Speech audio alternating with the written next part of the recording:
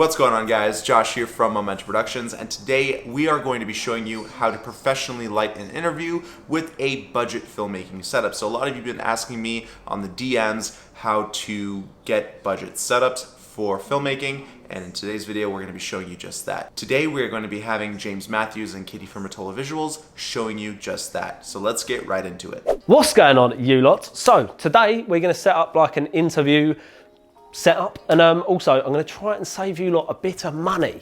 We don't need to be spending absolute thousands of dollars on gear, on cameras, on lights, on microphones. We can do all of this kind of stuff for cheap, mate.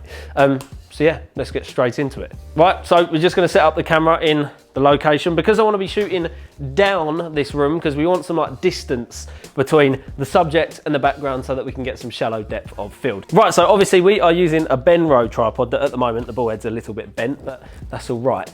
So yeah, instead of using like a Benro tripod, I think this is like $300, mate, and I'm not gonna lie, for your first tripod, that is a little bit beefy. So a first kind of tripod, I'd go for something like a cheap Manfrotto tripod. You don't need anything super heavy duty for interview setups. As long as you're not kicking it and knocking it and the floor ain't like a rope bridge, then you should be fine. So I would go for something like a Velben D6000. That was like my first ever tripod. Super cheap, like $100. I think I paid like 100 quid for it, but something like $100 now, and that will do you for a decent tripod.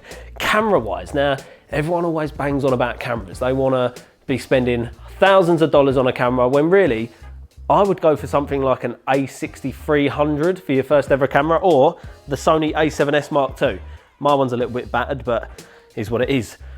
Sony A7S Mark II you can pick up like secondhand for like $700-800, I think, something like that, so it's nice and cheap. So yeah, we're gonna go with the Sony A7S Mark II, Canon 50mm 1.8. So let's crack on with setting up this shot. Right, so I've just set up my frame. I've had my subject sitting and I'm thinking, yeah, this frame looks nice. I usually like to sit my subject on either the left or right third and then look across the other side of the camera. That depends what kind of interview it is. If like the subject is directly addressing the audience, then they should look kind of directly down the lens. But if the audience is kind of sitting in on a conversation, then you want to have them looking away from camera, talking to like an interviewer. So yeah. Anyway, I've set up my shot and I'm thinking, hold on, there's a load of crap in the background that I just don't want there. So all of this stuff here, all of the stuff that we've all been sleeping on for like the last few days, we're going to get it out of the way and have a nice clean background. Right, so we've cleared out the frame. Everything's looking pretty good, pretty happy with that. So next thing we're going to do is light. We're going to light our subject, and we're gonna kind of light it in the subject of the interview. If it's about a dark, creepy criminal, then we're gonna make it really harsh and the light isn't gonna be very soft. But if it's something about flowery, beautiful scenes and someone who's done something really heroic or something like that, we're gonna make them look really soft and beautiful. Or it's a big CEO, because you're gonna wanna make them look good because they're the ones who are paying you. So yeah, basically, I'm gonna do like a soft, chill setup. Nothing too heavy, because save that one for later. Anyway, we're gonna start using a nice soft light. Now, to get a nice soft light, you need kind of a large area of light. So you don't really wanna have like a small pinpoint light. So something to diffuse the light is gonna help you do that. So right here, we have an Aputure 120D Mark II with the Light Dome Mini, and obviously at the moment we've got an egg crate on, and all that does is that really just directs the light instead of allowing it to spill out all over the sides. And I'm actually gonna use that. And then below that, we've got a diffusion. That softens the light, increases the actual size of the light source so that you get less shadows and harsh lines on the face. So we're actually gonna do like a simple 3 light kind of setup, even though there's actually only gonna be 2 lights in this. Right, so we're gonna have 1 light source, and that is gonna be coming from like a 45-degree angle onto the subject here. And we're gonna wanna have it like basically at a height where you create this like triangle around like the subject's nose. So like a shadow basically creates a little triangle on the side of their face. We'll stick up a little diagram on the screen so that you can understand that. And then the next light is actually just gonna be a bounce. So what I'm gonna do is, if Brian moves his fat ass over here, we are gonna use this thing, which is called a bounce. So I'm actually gonna get another stand, light stand, whack this up here, and what this is gonna do is it's actually gonna bounce some of the light coming from this light onto this side of their face so that this side of the face isn't too dark. This is just going to fill in the shadows to kind of give it more of a natural and less harsh look, basically. So let's get a light stand. Right, so look, we've got this clamp. Picked these up for like 79 cents from Big Lots. So spot on, mate. So as you can see, I'm going to turn on this aperture. Oh, hold on. I forgot to tell you. This is very important. Before you start lighting your scene, turn off all the house lights. We've got a, well, it's not really a house light, but it's lighting the scene a little bit. So boom. Now we're starting from scratch, mate. This is how you can really light a scene and have maximum control over your lighting. Right, so here we have the Aputure 120D Mark II. Now, if you did want to go with something a little bit more budget friendly, we've got the Godox SL60W, which is a wicked little light, and it's quite a fraction of the cost of the Aputure 120D. However, the Aputure 120D, the build quality is much better. You can actually use battery packs instead of plugging it into like the AC. You can also get much better color rendering out of the Aputure 120D, but it is a great upgrade to go in the future, whereas to start out, you probably want to go with something a little bit budget. So the Godox SL60W is actually an amazing light to go with. Now, I don't only want a key and a bounce, I actually want a backlight. A backlight is also known as like a hair light or a fringe light. And all that really does is it like separates the subject from the background by putting like, almost like a halo around the subject. So over here we have our backlight. Now this is the Came TV Boltzmann Fresnel. This is a very, very good light, nice and hard with some bundles on it to give you a really, really nice hard backlight. Now there are cheaper alternatives. You can get things like this little Aputure M9, which would work perfect as a little backlight. You can get it very, very close to the subject without it actually being in the frame. And all it will do will kind of like give the subject a bit of like fringe on their hair, and it looks pretty cool. So what we're going to do is we're actually going to use the Came TV Boltzmann and set up our backlight. Right, so what I'm going to do is I'm going to stick my subject on the left hand side of frame, and then what you want to do is get your camera at the same eye level as the subject, and then you actually stick your interviewer on whatever side of the camera that they're going to be sitting, so that the direction of the interviewee is going to be looking on that side of the camera. You want to be at the same eye level as the camera and the subject. That way that the subject isn't like looking up or looking down, it just looks weird. So let's get on our key light. Aputure 120D with the light dome, so it's nice and soft. Right, so I'm actually looking at my frame, and on the right hand side we are like well overexposed because of our background, because of the natural light coming in. And there's not really that much you can do about that unless you like ND the window, which is not what you want to be doing. So I'm actually going to change the blinds a little bit to see if I can reduce the amount of light. Oh, I can, great. The actual amount of light coming in, and that should stop that overexposure. There we go, that's much, much nicer.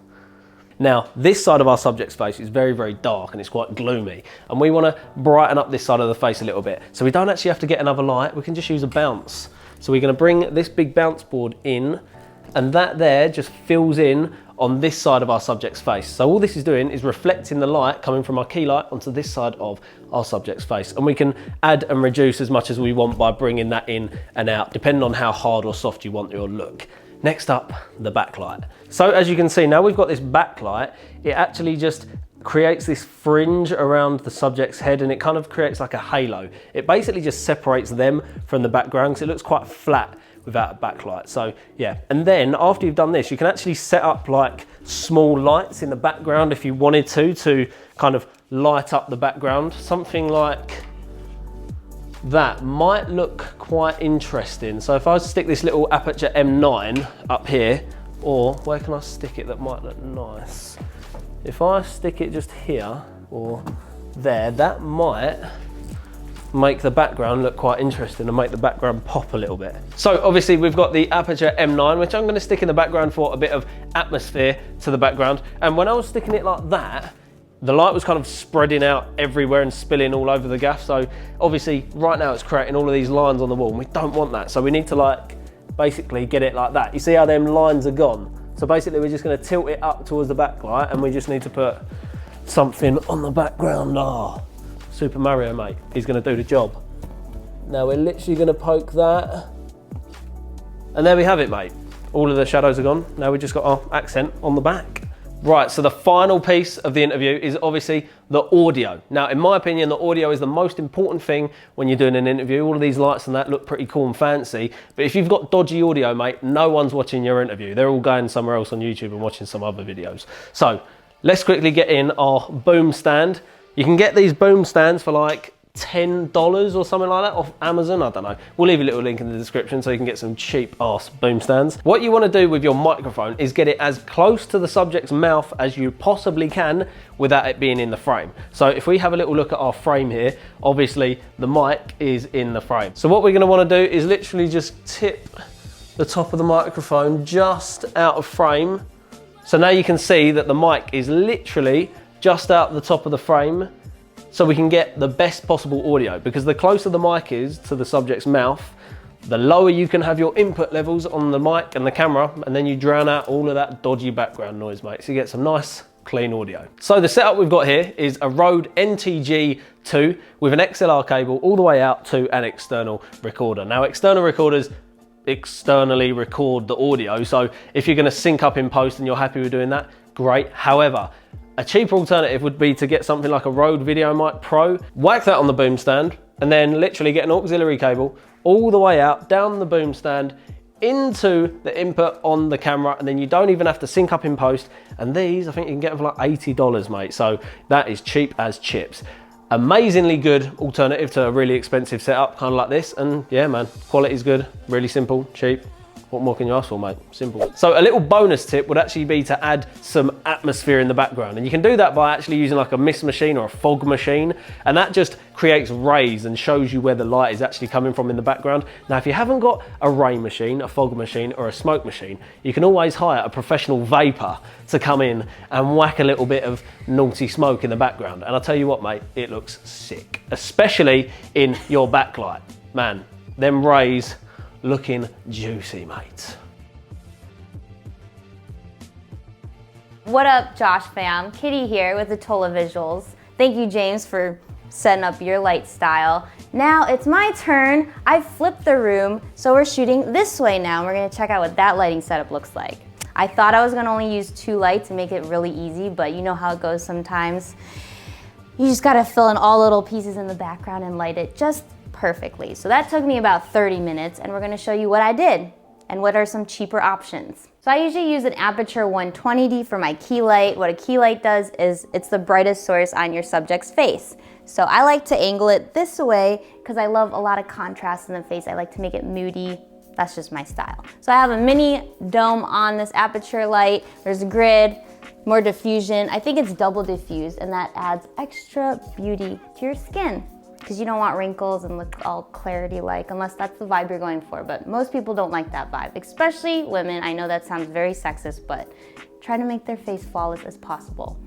James is whatever, so we're going with that. And the best thing about this is you can connect a V-mount battery, so you can move it about everywhere in the space and you don't have to find an outlet every time. Those batteries last about an hour and a half at full blast. And this is daylight balanced light, so let that be known. Make sure all your lights are color matching. And yeah, we'll go from there. Moving on to light source number 2, I'm a fan of edge light, backlight, whatever you want to call it. It's my favorite thing. I try to have it in every interview YouTube setting as I can. But with that, you're gonna need a little bit of distance from your subject. So have him move up a little bit so you have room to put the edge light or the backlight. So I'm using the Quasar Science Q5. This light's pretty cheap. It's about $100. It's cool because it's magnetic on the back. So we have a metal light stand right here, which you could just connect. You could also just connect it with the screw here. And it's bicolor and no power cables needed. Voila, charges via USB. And then here to shape the light a little bit, I'm using some ghetto tin foil. You could also buy black foil, and this helps to not spill it in areas that you don't want. For instance, I wanted to keep the light off of this wall here. See the difference there? Easy. So for light source number 3, I have this lighting up these pop toys here because it was a little dark when I was looking at it in camera. Again, I have the aluminum foil to shape it a little bit to get the shadows off of that wall. And that's it. It's just a mini little LED, pretty cheap. Throw it on a stand, hide it behind James here, and you have some more light for the backdrop. All right, it helps to have a little bit of color sometimes to your background. So I have this Andy Cine RGB, it's super tiny. All you gotta use is a Sony L battery right here, and this is shining on this closet door, which has a little bit of texture, a little bit of shadows, and I made it blue. So you can get pink, purple, orange, yellow, whatever color you're going for. This little thing's got you covered. I have blue right now, classic dark blue. It's not the most creative, but it's classic for a reason. So what I like to use for all my interviews are lav mics. Right here I have the Sennheiser AVX. It's digital, it's wireless, it charges via USB, and it lasts like 12 hours, which is incredible. So this is what the other part looks like, and you would have this mic'd up to your subject, and I like to shoot it down through their shirt and have it on their back pocket or hide it on the chair next to them. So that's pretty easy. If you don't want to use lav mics that you need a long cable to connect directly into camera, that's one way to do it. You could also connect this with an XLR and have an external recorder and sync it up later if that's your thing. So another cheaper alternative would be a Deity lav mic. However, it's not wireless, so you're gonna have to plug that in directly into camera. Don't get it tangled, but it's a cheaper option. So laving up people is always pretty uncomfortable and weird for them. So you just kind of explain what you're doing. So what I like to do is take the mic off the transmitter here and then tell them to put this down their shirt themselves, and then I'll clip the mic for them to make it less invasive. Especially if it's a guy miking up a girl, sometimes it's awkward. Can you do that please, sir? No problem. That's right, and then I'll take that, thank you. And plug that back in. Since he's kind of sitting on his butt already, I'll just put this on the chair next to him and tell him, reminder, this is next to you, so if you get up, be careful. Definitely. All right. And then depending, I guess miking up a mic is different. Some people like to use collared shirts where you could hide it a lot better. Black shirts blend the mic in the most. Some people also have lav stickers where you could stick it on the inside of the shirt so you don't have to see it at all. I don't mind the mic showing too much, so we're just gonna place it a little bit like that. And I like to add a little slack, add a little loop, and call it a day. And also try not to show the wire. What I also like to do is I like to put it through the side there so you don't see the line on their shirt. Just make it really uncomfortable. All right, good. Always do a mic check. Make them count to 10, and that should be good. I always say, talk in your loudest voice, talk in your quietest voice, and you're gonna get an idea there. So I'm shooting on the A7R III because I also like to take photos. This is just my little hybrid camera that I use for everything, and I have the 24-70 G Master. This lens I bring with me everywhere. Try to get the longest lens possible with the most open aperture so you get shallow depth of field and make it look nice and buttery and cool. All right, Josh fam, you do you, and we'll see you when we see you. Done.